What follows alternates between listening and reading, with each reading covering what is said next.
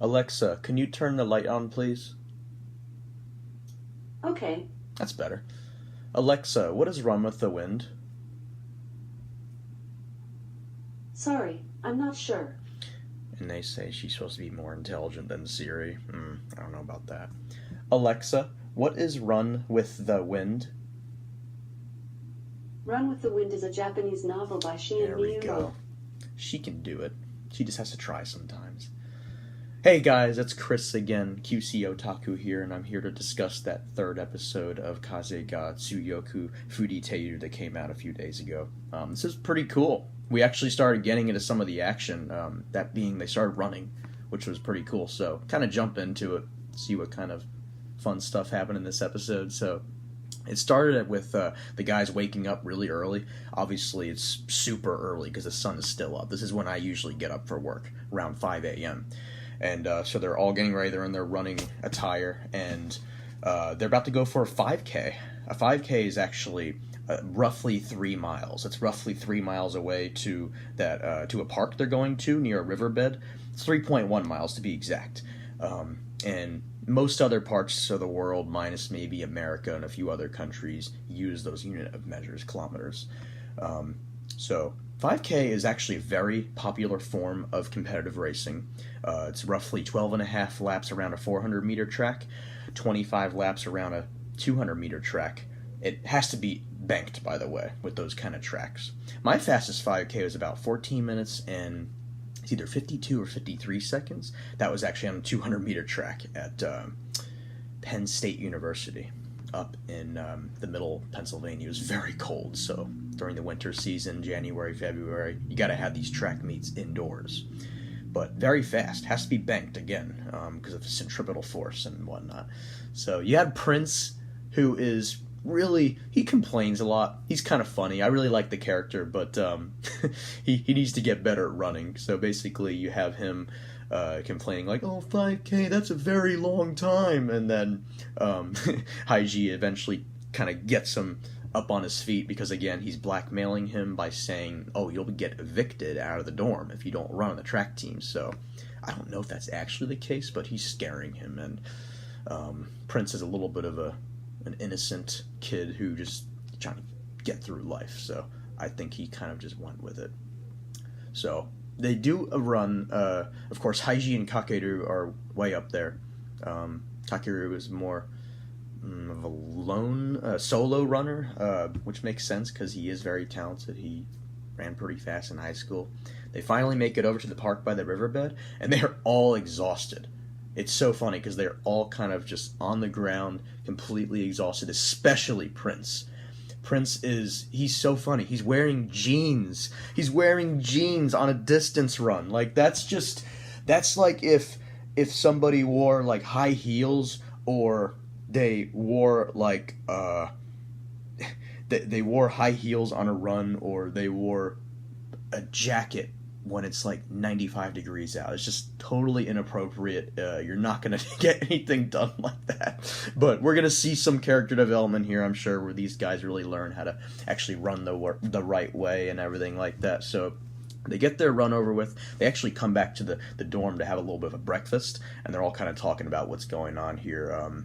And Kakeru is actually talking a lot of shit to Haiji because Haiji's pumping them up about the Ekiden and saying how we're gonna make it to this, we're gonna qualify. Meanwhile, Kakeru is more of a realist. He's saying, "Oh, Haiji, you are so dumb. You have no idea what it takes to actually qualify for this. Roughly 3-minute kilometers per. In each section's like 20 kilometers, which is about 12 miles, pretty big. And he's saying, oh yeah, you have to be running 3 minutes per kilometer, which is pretty damn fast, I will say. That's roughly the same pace I had for my 5K I told you about that was just under 15 minutes. And you have King and the JoJo's twins. They're like, oh, that's isn't it like 3 minutes to cook like a cup ramen or something like that? And that was kind of funny how they made that reference here, because it is true. And then, some of these guys are, they're not really focused, but they're up for you. Of course, you have Nico-chan Senpai, the guy who's named after the word nicotine. Haiji actually walks up to Nico-chan Senpai and takes the cigarette out of his mouth, which makes sense because smoking is not only bad in general, but just bad for running because it's all lung power right here. So can't be smoking when you do that kind of stuff.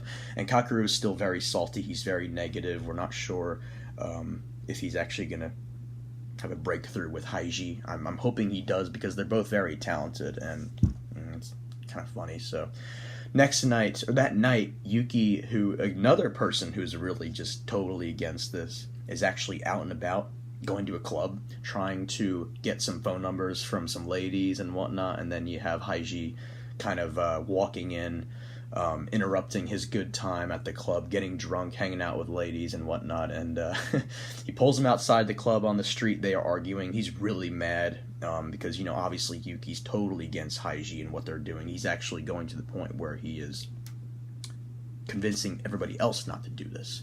So, and then it's kind of funny hearing Yuki gets so mad, he starts yelling, "Muda, muda, muda, muda, muda," out loud, and that's another JoJo's reference, which I thought was kind of funny. And then Haiji is starting to become a coach, and he's inviting this other girl to help out. Her name is Hana. I think she might be a high school student because she's wearing the sailor uniform and everything like that. So now we have a female character involved in this, and I think what Haiji's trying to do here is he's actually trying to use Hana as an example of how if you work hard, you're going to bring the ladies in, which partially is true, not always necessarily, but the JoJo's twins are a little bit naive. They're a little bit gullible because they're buying into this idea that Haiji's giving them about how, just because you're running and you're being on an athletic team, you're going to reel in the ladies big time. That's not the case, though. Not all the time, at least. So Hana's there because I think Haiji's actually using her, not using her, but just using her to his advantage to help these guys kind of get on their feet and get this thing rolling. And again, you have Kakeru really trying to chime in here saying, this is not going to work out, trust me. They are all very slow. And after they take a bath, he starts really raising his voice. And it was kind of a somber moment because you kind of see the realisticness behind what he actually believes is going to happen. He used to run in high school, and we're still trying to figure out if something had happened in high school with Kakeru where he's has a grudge against somebody. We're going to find out towards the end of this episode who that may or may not be. And then, again, he goes over the different qualification marks. Not only would you have to be at a pace of about 3 minutes per kilometer, but you'd also have to hit one of two qualifications here. And I actually looked it up, and this was pretty true when I looked it up. 16:30 minute 5K, 16 minutes 30 seconds, which isn't too bad. I could easily hit that in a workout during college. Not now, of course. But it's not too bad. It really isn't too fast. Now, 30-minute 10K. That's hard. I personally could never do that. I think my fastest 10K was about 31 minutes, and I busted my ass. I was puking, and I was sick, and it was a big one. So, but yeah, 10K is really tough. That's 25 laps around a 400-meter international standardized track. Kind of like a 5K is 12 and a half. So, I'm still thinking to myself, like, what is it about Kakeru that's making him so negative?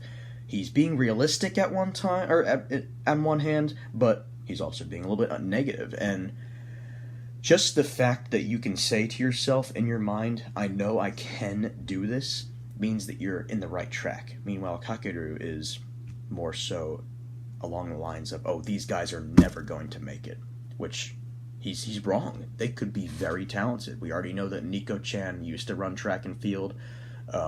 We know that King and the JoJo's twins have athletic experience. We know that Yuki also has athletic experience. These guys have potential. Kakeru is being a little bit too realistic on the negative side of the spectrum, but we're just going to see what happens. This is what the show is all about. I never got to read this far into the novel, so I'm hoping that it resolves whatever the issue is going on inside of Kakeru's head. So, and then I'm thinking to myself, like, the next episode here, what it's showing is, it's not really a preview, but the end of the episode, Kakeru goes for another run back down to the riverbank, where he's actually approached by somebody. He stops for a break, and this guy says his name, saying, "Oh, I knew it! I knew Kakeru was here." And Kakeru turns around, and he has this face, he has this horrified-looking face on. He looks back at this guy, and there's this guy wearing a jacket from another high school or another university or something like that. And he was like, "Oh, shit, it's him." He has that facial expression built into his eyes and his mouth, and that's when it cuts to the credits. Which, so obviously there's somebody from Kakeru's past coming up to haunt him or something like that. So this is going to be really interesting to see what happens next. My personal thoughts are that Kakeru was a rival with this kid. Maybe he was a rival, or he used to be a very good friend of him, and something really bad happened, and they're both very salty over it. And I think it's going to be interesting to see what happens. But, I think it's a rival or something like that. I'm not sure. And then after the credits roll, after that beautiful ending theme rolls by, we have the preview for the episode called Shadows That Don't Fade. So we have that kid showing up again. We briefly see his face, and the episode's called Shadows Don't Fade. So it obviously has something to do with a grudge or a mistake that was made in the past between these two guys, and I think it's going to be pretty intense.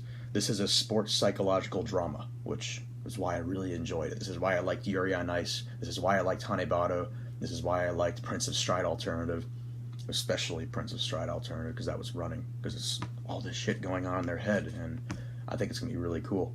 Anyway, that's my take on the third episode, A Single Flower. I have so many other shows that I would love to talk about. I don't really have the time to do so. I will say this, though. I'm adding 2 more shows to my fall queue. I'm adding SSSS Gridman, which I didn't really see the source material for, but I thought, you know what?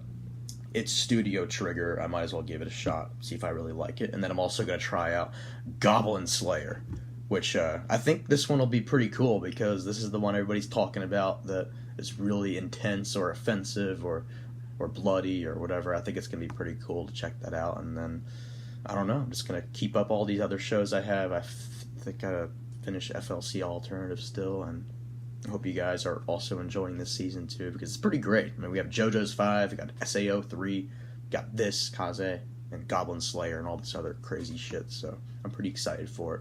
Anyway, I hope you guys all have a great rest of your weekend. You enjoy watching your anime, playing your video games, getting your workouts in, getting your exercise, drinking your beer, eating your food, hanging out with your friends, and just being merry. Again, this has been Chris, Queen City Otaku. I hope you guys have a wonderful weekend.